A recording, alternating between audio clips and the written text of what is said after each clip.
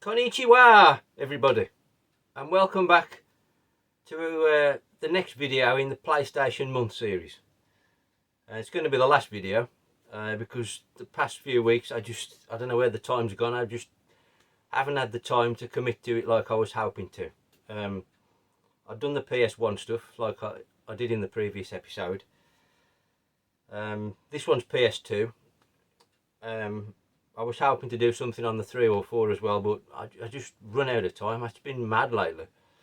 That much going on, and you know, got construction projects going on, and I've had birthdays, all sorts. So I just haven't had the time, unfortunately, to do any more than this. So it is what it is. So as I say, PS2 this episode, and again, I haven't really had the time to commit to the PS2 like I was hoping, but I have managed to do something. So, we've got 3 games featured, and, well, I say 3. The first one, I was planning on playing, and then I started, and it kind of didn't live up to expectations, so I got frustrated and you know, binned it really. But we'll see. Let me know your thoughts when we get to it. I'm sporting the old PlayStation cap, as you can probably see, to get in the spirit. Right, I think we'll start with the one I didn't get on with very well. And I won't mess about. I'm talking about Cubic Load Runner. Now it's not been that long since I bought this. I was actually looking for it on the GameCube because it's part of this. It was originally a budget range in Japan.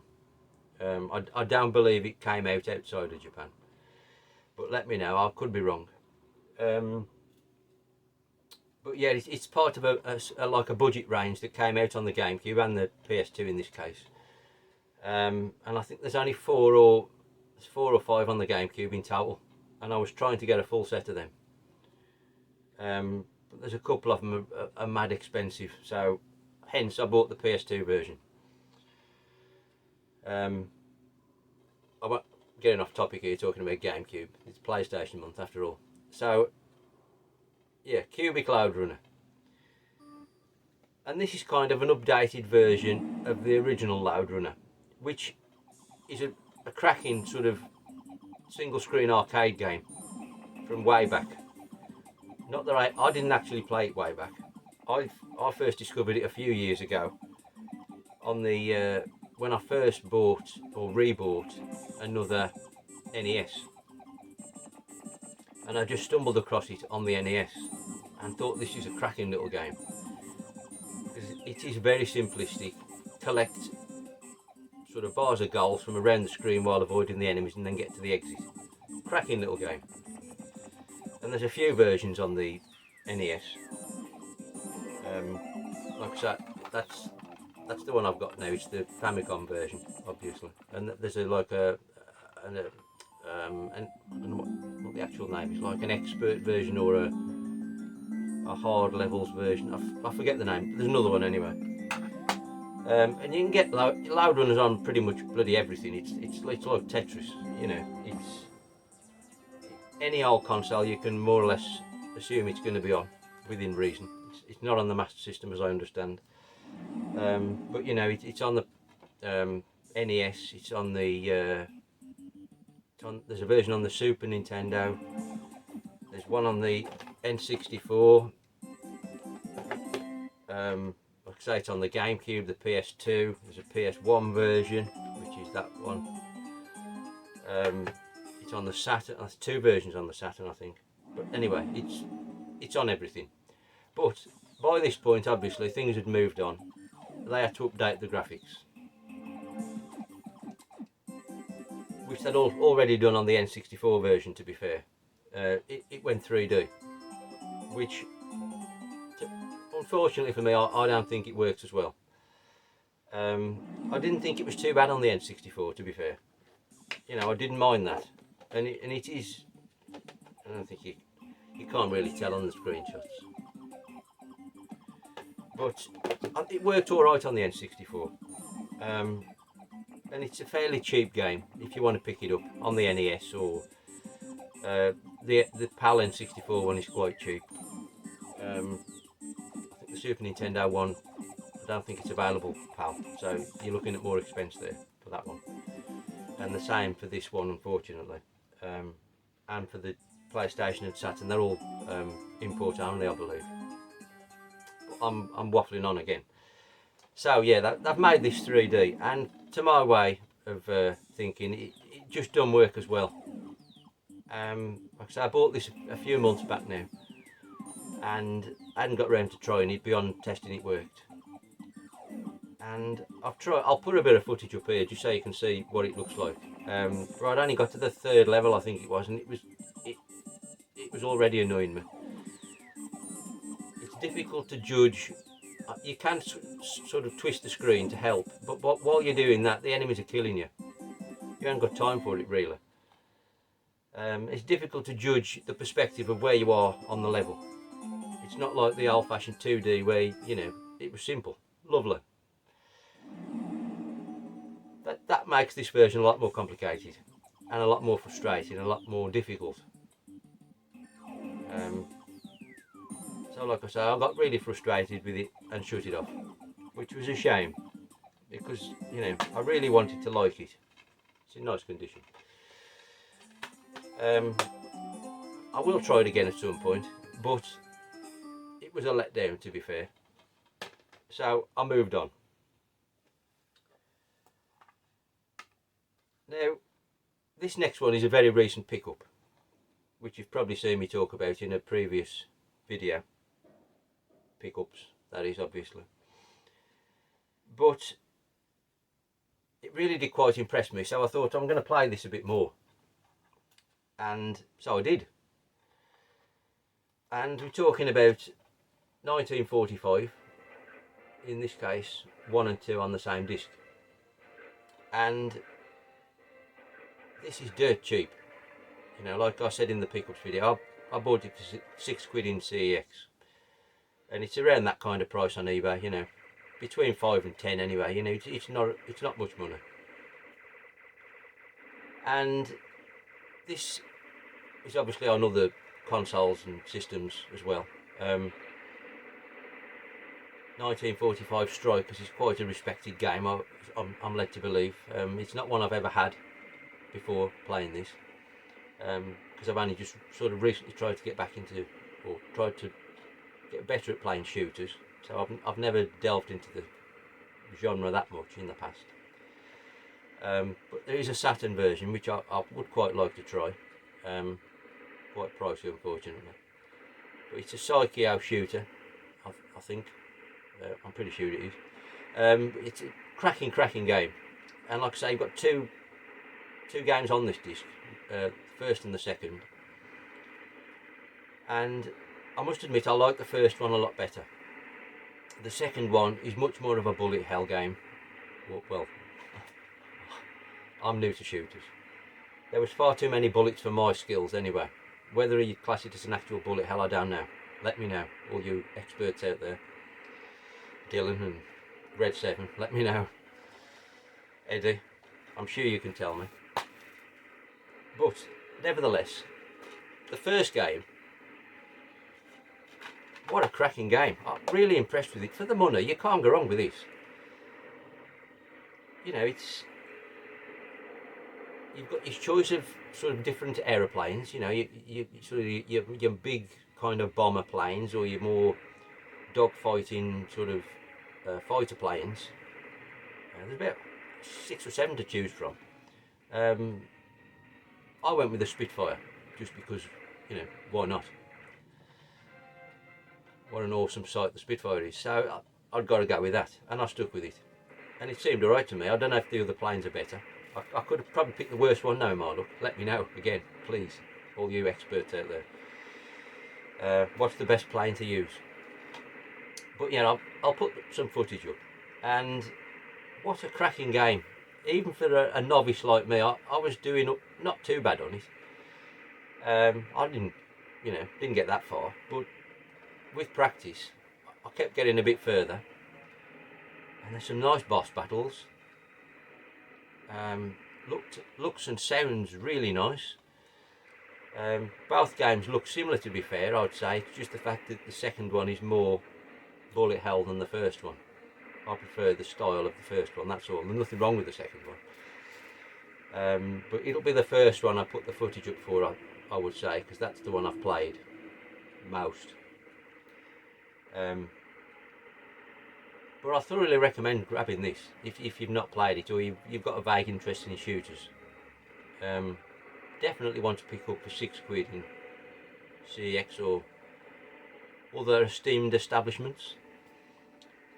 I'd definitely jump on that one. So, that's the first real game I actually played, as opposed to skipping past on Load Runner. So then, I thought, well, I've got to play something else at least, else the video's not going to be worth doing. So, kind of linking it back to the PS2, the PS1 episode, the previous PlayStation month one. I thought I'd really enjoyed playing Star Gladiator on the PS1, and I thought, I wonder what I've got in that kind of line on the PS2 I could revisit or even try for the first time. So I had a look through my games, and there's quite a few I've not played since I first had them, to be honest. Because a lot of my Japanese PS2 games I've had from new, and I've kept them ever since. But quite a lot of them I've never played since I had them. So we're talking, what now, 20 years or so, aren't we, since the PS2 came out? A bit more, I think, 2000 I think it came out, didn't it, in Japan? So yeah, some of these games are 22 years old, what I've got, and I've not played them in, like, whatever, 21 years. So, thinking about how I enjoyed Star Gladiator, I thought to myself, I'll see if there's something in the same genre that's aged equally as well. Now, this game I remember really liking back in the day, but I do remember, I'm sure that the general consensus at the time was it wasn't brilliant. But nevertheless, I liked it at the time. That's my only memory of it. I've not played it since that, whenever I first bought it. I don't know if it tells you on the box, actually. It should do, but it's in Japanese.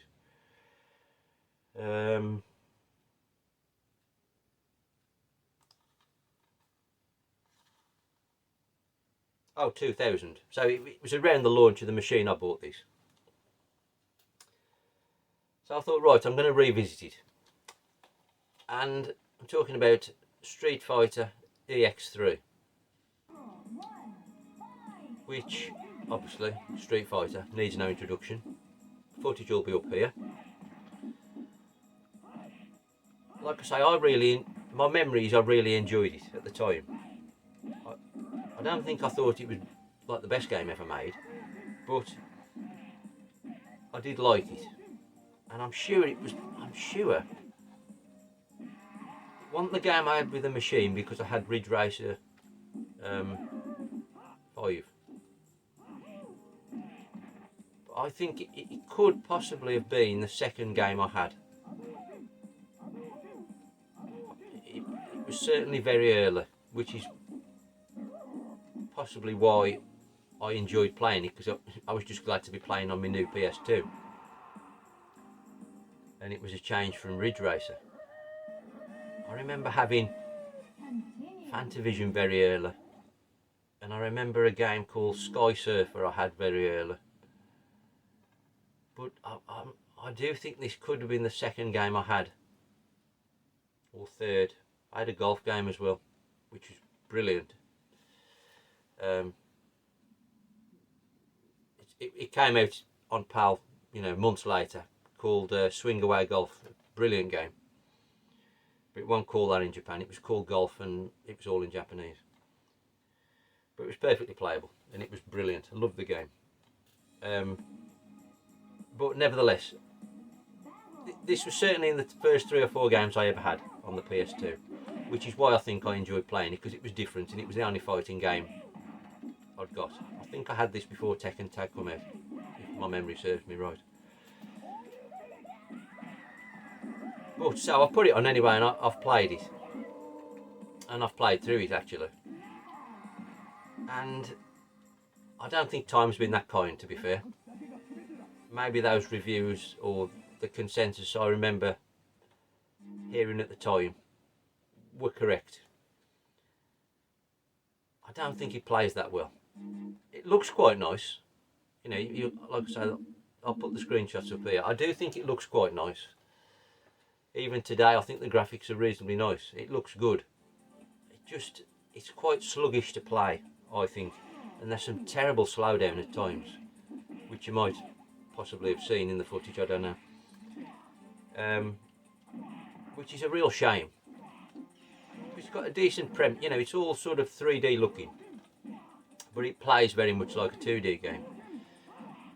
And it's kind of a tag team principle. Where I started off with one character, but then as you sort of, the first round you fought against 3 characters, but they've got a reduced energy bar to your like full energy bar, so you know, fighting 3 is a bit fairer. But then as you beat the other characters, you then can select them as part of your tag team going forwards in the next round. And then eventually, when you got to the last character, Vega or M Bison, wherever you're from, you had to have a team of 4 to fight against him. Well, at least you did on the game I played. I don't know if it varies. I'm assuming that's how it goes every game. I can't remember. And it plays, you know, plays very much like Street Fighter. All the, you know, the moves are very similar, and you know, all what you'd expect. Graphics look great. It's quite sluggish, like I say, and it's the slowdown. That's the worst part of it for me. It really, really is noticeable. And so, although I enjoyed playing it again after 20 years, I don't think you could recommend buying it, really. I mean, it's quite cheap. I've looked on eBay. It seems to go for around 10 to 15 quid, which I suppose ain't that cheap for a PS2 game, but it's not a fortune if you do want to try it, if you like the look of it.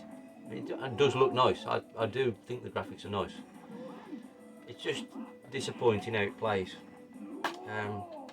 But it was great to play it again. Like I say, it's still immaculate. You know, I've had it, like I say, from new.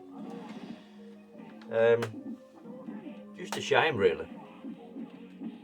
But it's an interesting curio. Anybody got any thoughts on Street Fighter EX3? I'd be curious to know what you think, actually, and if you liked it back in the day, like I did. But it'll be the kind of thing I might revisit in another 20 years, if I'm still breathing. We'll see. But there we go. Street Fighter EX3, 1945, and an attempt at Cubic Load Runner. Anybody played any of those with it, and have you got any thoughts on any of them? I'd be delighted to hear. But it's been great to be part of PlayStation Month, even though I've not managed as much as I was hoping. So great idea, Eddie. I'll try and do better next time. But it's been great to watch everybody's contributions, and the Retro Bears done quite a few videos. I've really enjoyed watching them. Opened up my eyes to some games I didn't know about, and I'll be hunting down in the future. So maybe you'd like to try some of those, I don't know. Make up your own minds. But thanks for watching anyway, and see you on the next one. Sayonara.